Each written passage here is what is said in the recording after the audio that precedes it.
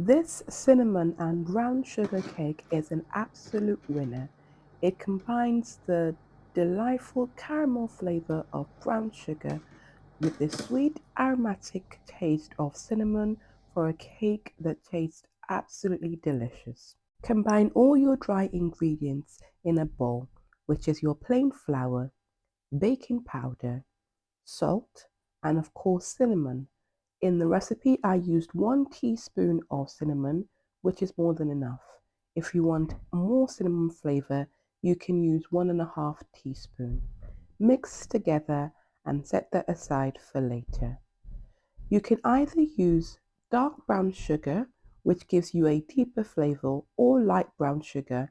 Either of this would work, depending on your taste. I would say if you're not used to the taste of brown sugar, go for light brown sugar as it has a milder taste.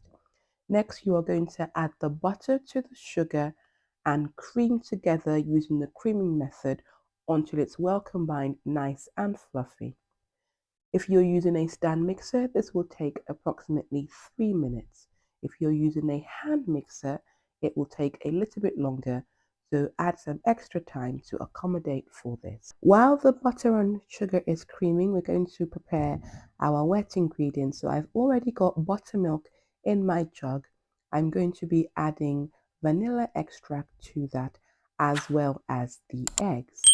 Then I'm going to use a whisk to whisk together until it's well combined and comes together. This will take about a minute or so. You can use a simple whisk to mix this all together. So here is the butter and sugar mixture that's all nicely combined. You can see this is the texture that it should look like. Now make sure in between when you are creaming your butter to give a thorough scrape, because sometimes the sugar at the bottom isn't well combined. So you want everything to be well combined for your creaming method. So now you're going to add a little bit of the flour mixture and then a little bit of the buttermilk and egg mixture. I would say half and half. Mix together on low speed until the flour is just nearly combined. And then you're going to add the rest of the flour and the buttermilk and egg mixture and mix on low speed until just combined. I find that there is a tendency to overmix when using a stand mixer. So once I can't see lots of specks of flour, I like to switch to finishing up by hand. So I'll use a spatula to give that final mix, and that reduces the tendency and the risk of overmixing. So I would recommend that you also do this when you make your cake. So this is what your cake batter should look like, and I'm sure by now you can smell the cinnamon, so you know that this cake is going to be absolutely delicious. Now, one last thing before we go on.